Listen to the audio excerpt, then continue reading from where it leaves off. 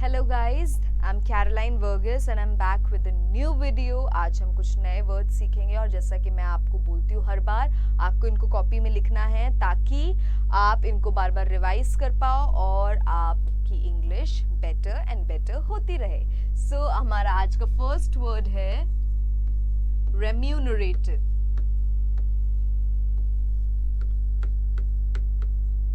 Remunerative remunerative का मतलब है हिंदी में लाभकारी।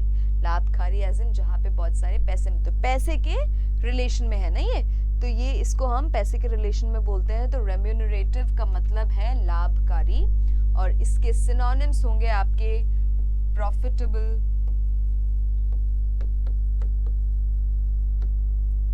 मनी मेकिंग,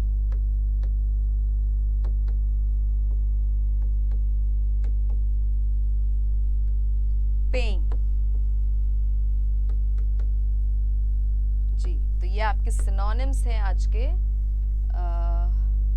फॉर रेम्यूनरेटिव, जिसमें से प्रॉफिटेबल जल्दी यूज नहीं करते, पेइंग जल्दी यूज नहीं करते हैं, मनी मेकिंग मतलब समझ में आ रहा है, राइट? सो ये आपके सिनोनिम्स हैं। एंटोनिम्स क्या हैं? अनपेड,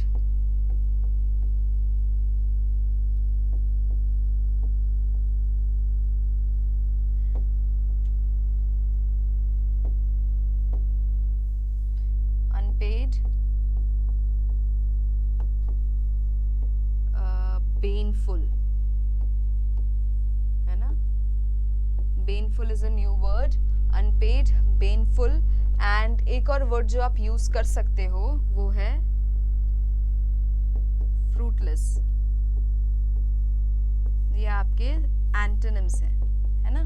सो अनपेड, पेनफुल। पेनफुल का मतलब है जो नुकसान पहुंचाए या जो पैसे के तौर पे, पैसे के रिलेशन में नुकसान हो, उसको हम पेनफुल बोलेंगे।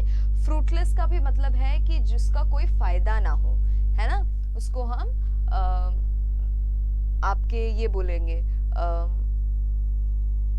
मतलब जिसका कोई फायदा ना हो या किसी भी सेंस में, चाहे अच्छा हो या बुरा हो, तो उसको हम पेनफुल एंड फ्रूटलेस ये दोनों वर्ड यूज करते हैं।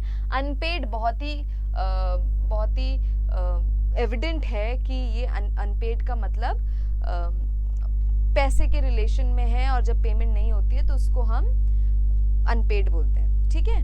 और एग्जाम्पल दे सकते हो आप, pirated books having no legal value are less remunerative. Pirated books having no legal values are less remunerative. Pirated books मतलब जो डुप्लीकेट कॉपीज बनती हैं बुक्स की, है ना? कई बार होता है कि हम जब बुक स्टोर से खरीदते तो वो ज़रूर ओरिजिनल कॉपीज होती हैं बुक्स की जो छापी जाती है, लेकिन जो पायरेटेड कई बार मिलते हैं, जो बुक्स जो छापी हुई हैं उनको उनके डुप्लीकेट्स मिलते हैं, जिसके अंदर पन्ने गायब होते हैं, पन्ने खाली मिलते हैं, ऐसे जो होते हैं, तो उससे कम रेम्यूनरेशन होता है, उससे जो पैसे होते हैं उससे वो कम मिलते हैं, तो उसको लेस रेम्यूनरेटिव बोलते हैं, है ना? ओके, सो अगला आपका वर्ड है टिलेज। टिलेज का मतलब है जुताई करना, है ना? मतलब कोई ऐसा लैंड, ऐसी कोई जमीन जहाँ पे आपके फसल उगते हो, तो उसको हम बोलते हैं टिलेज, ठीक है? तो इसके सिनोनिम्स क्या होंगे? इसके सिनोनिम्स होंगे फार्मलैंड, एग्रीकल्चरल लैंड,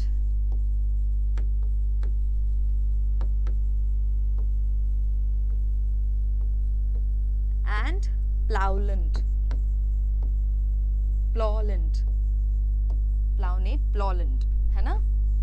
ये आपके सिनोनिम्स हैं। इसमें से कोई भी वर्ड हम यूजुअली यूज नहीं करते। फार्मलैंड, प्लॉलैंड ये तो यूज ही नहीं करते हैं। इसका भी सेम मतलब है, जिस खेत में फसल उग रही हो तो उसको हम प्लॉलैंड, फार्मलैंड बोलते हैं या एग्रीकल्चरल लैंड बोलते हैं, है ना? ये वर्ड्स हैं। अब आपके इसके एंटोनिम्स क्या होंगे? एंटोनिम्स होंगे, पहला बैरन लैंड, जहाँ पे कोई फसल नहीं उगती या उगाई नहीं जा सकती, बैरन लैंड। दूसरा है नॉन कल्टिवेटेड लैंड,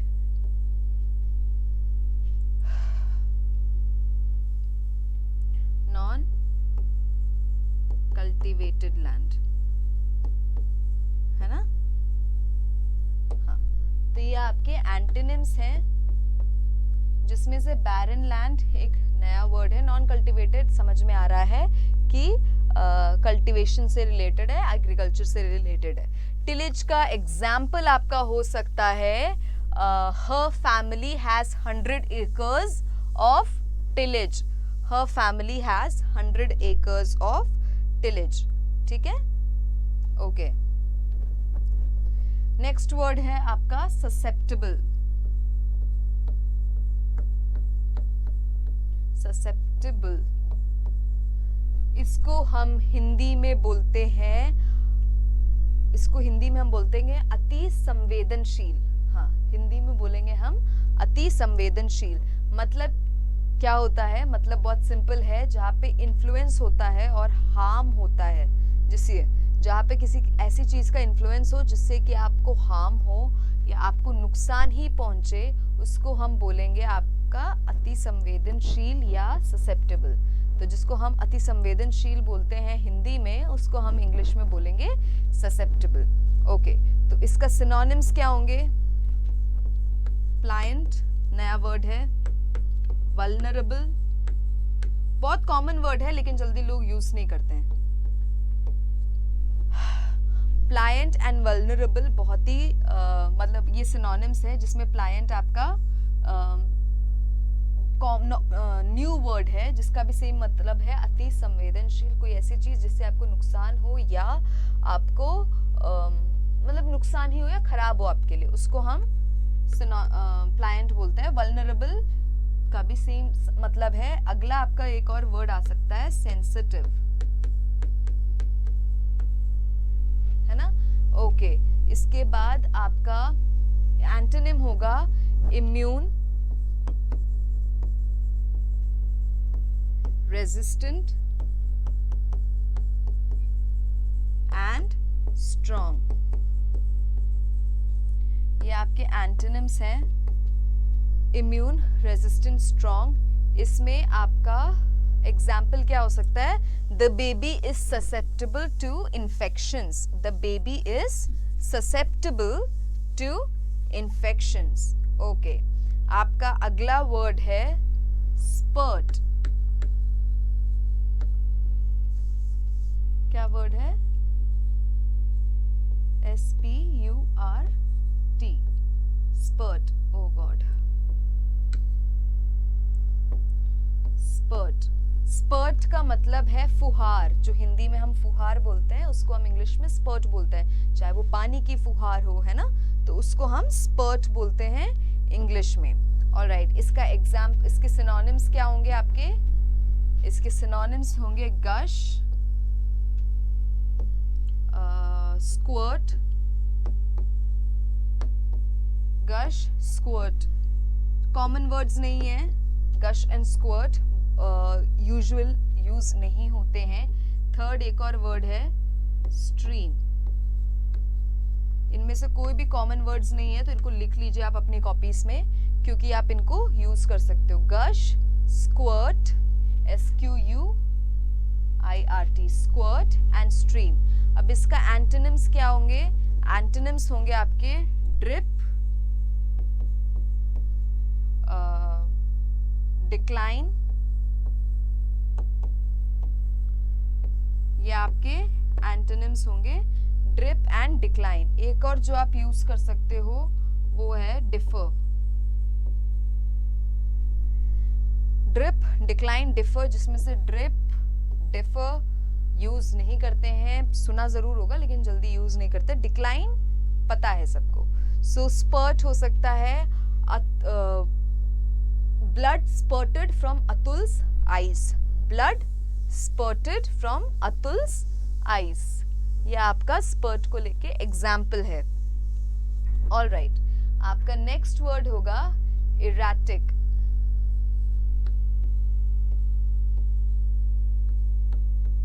इरेटिक बोलते हैं कोई भी ऐसी चीज जो अनिश्चित हो, उसको हम इंग्लिश में इरेटिक बोलते हैं। जिसको हम हिंदी में अनिश्चित बोलते हैं उसको इंग्लिश में इरेटिक बोलते हैं। कुछ ऐसा जो ऑर्गेनाइज्ड ना हो और कहीं भी अनप्रिडिक्टेबल सा हो, उसको हम इरेटिक बोलेंगे।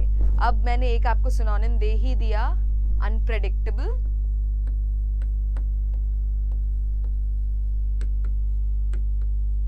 unpredictable. Second है fickle, unpredictable, fickle and irregular.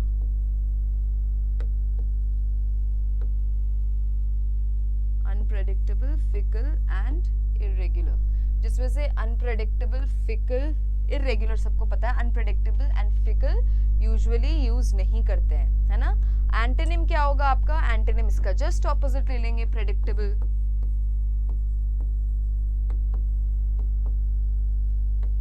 Predictable, regular and ordinary. ये आपके रेगुलर वर्ड्स हैं, एंटोनिम्स हैं. सो इरेटिक के आपके सिनोनिम्स हैं अनप्रेडिक्टेबल, फिकल, इरेगुलर. एंटोनिम्स है प्रेडिक्टेबल, रेगुलर एंड ऑर्डिनरी. अब इसका एग्जाम्पल क्या हो सकता है? Sunita's mother had a erratic blood pressure. Sunita's mother had a erratic blood pressure. Okay, so ये हो गए आपके आज के 5 वर्ड्स जिनको आपको लिखना है अपने कॉपीज में और वर्ड्स इसके सेंटेंसेस बनाने हैं. तो हमारा पहला वर्ड क्या है? रेम्यूनरेटिव.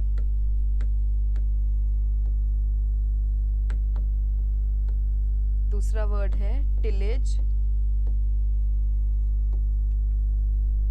तीसरा वर्ड हो सकता है ससेप्टेबल.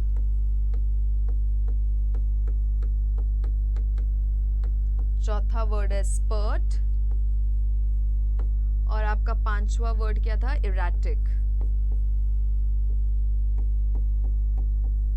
सो ये आपके आज के 5 वर्ड्स हैं. इन पे आप सेंटेंसेस बनाइए, इनके एग्जाम्पल्स बनाइए, इनके सिनोनिम्स एंड एंटोनिम्स को आप अपने कॉपी में लिखिए. अगर आपने नहीं लिखा तो आप वापस जाइए, वीडियो देखिए एंड कॉपीज में लिखिए. ये ऐसे वर्ड्स हैं जो आप यूज कर सकते हो. आपको ये नहीं पता होगा अगर रेम्यूनरेटिव क्या है, तो आपको ये भी नहीं पता होगा कि रेम्यूनरेशन क्या है ना.